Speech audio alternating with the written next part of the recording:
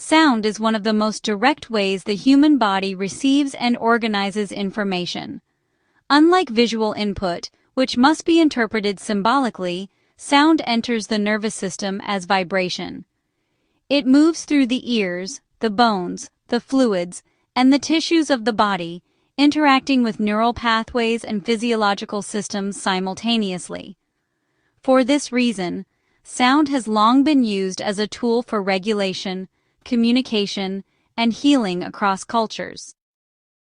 From a biological perspective, sound influences the body through a combination of mechanical vibration, neural entrainment, and biochemical response.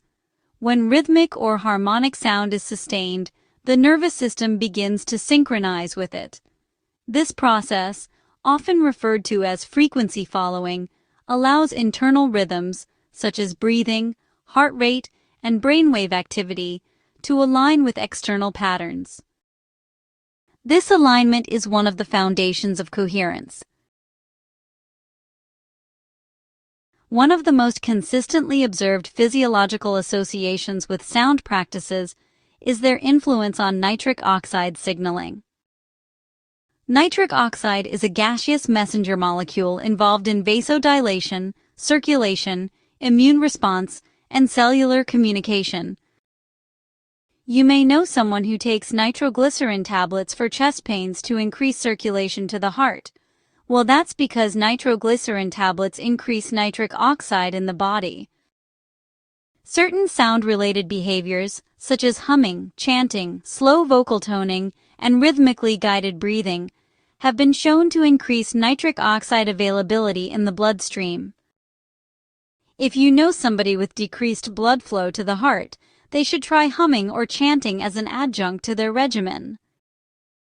As nitric oxide activity increases, blood vessels relax, oxygen delivery improves, and the body naturally shifts toward parasympathetic or autonomic dominance.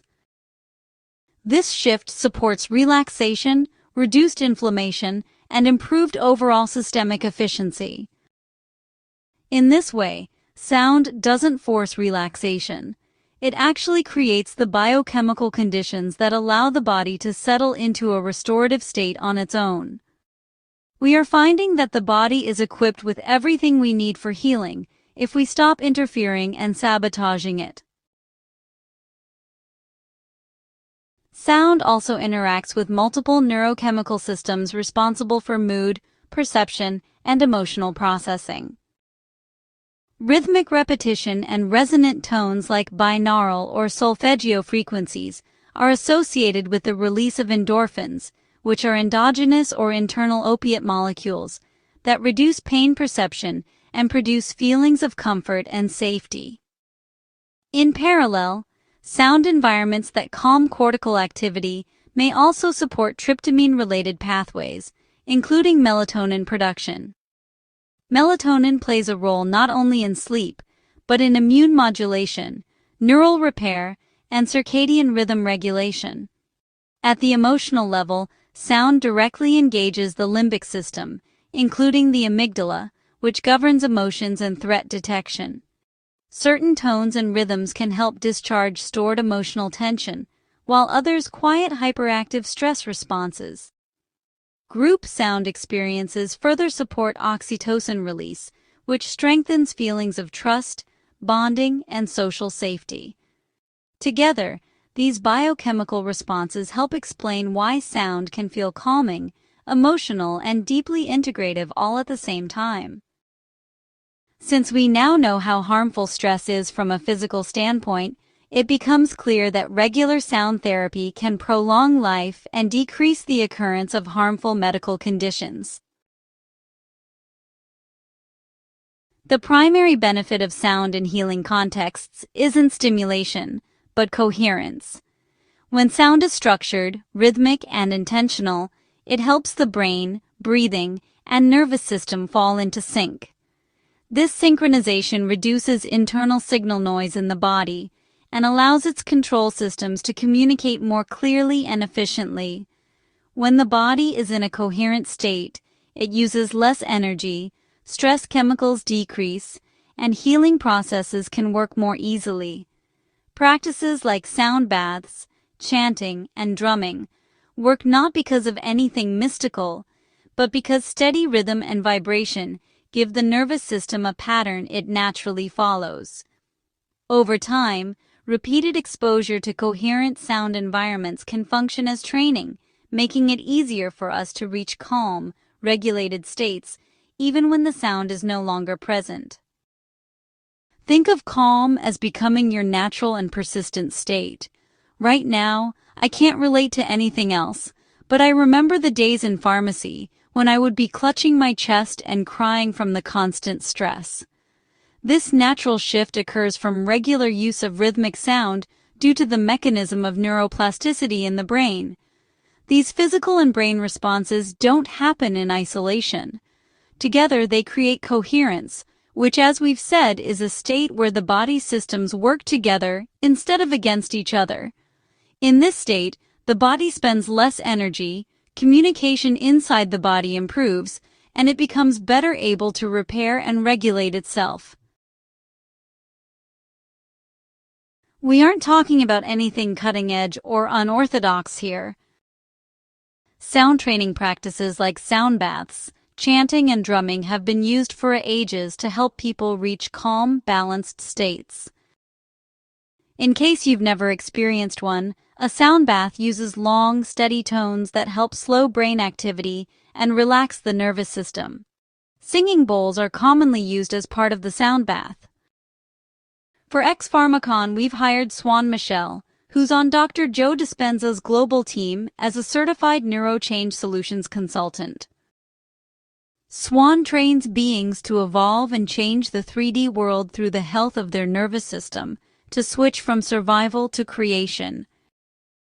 She'll also be leading a quantum meditation for us with specific sound therapy techniques. I am so honored to be able to bring this evolutionary experience to people who've begun to awaken to their true self. It's going to be an amazing experience, so be sure to check out our X-Pharmacon website. The complete 3-day program is listed there along with information about the area and the venue. If you're able, I urge you to stay beyond X-Pharmacon and enjoy the calm, restorative atmosphere of the surrounding area for relaxation, alignment, and inspiration.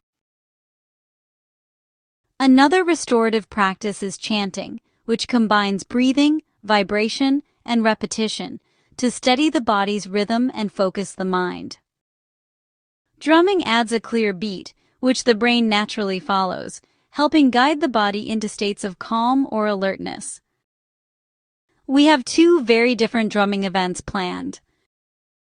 One is the Gamma Activation Speed Drumming and Frequency Experience, designed to accelerate phase-locked coherence.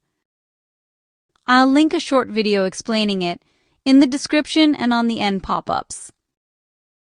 The other drumming event that I haven't talked about much is a mass drumming circle on the beach. Drumming circles use shared rhythm to calm the nervous system, improve focus, and create a powerful sense of unity among participants.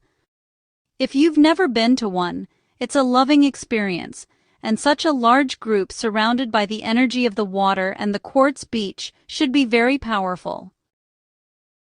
You might even want to find a local drumming circle, as there are many across the country. The program is still evolving, and you can sign up for event updates at xpharmacon.com. So here's the deal, guys. When these practices are used with intention, they become more than just relaxing experiences. They become training tools for our body. By intention, I mean more than just feeling the drum on your fingertips or hearing the rhythm.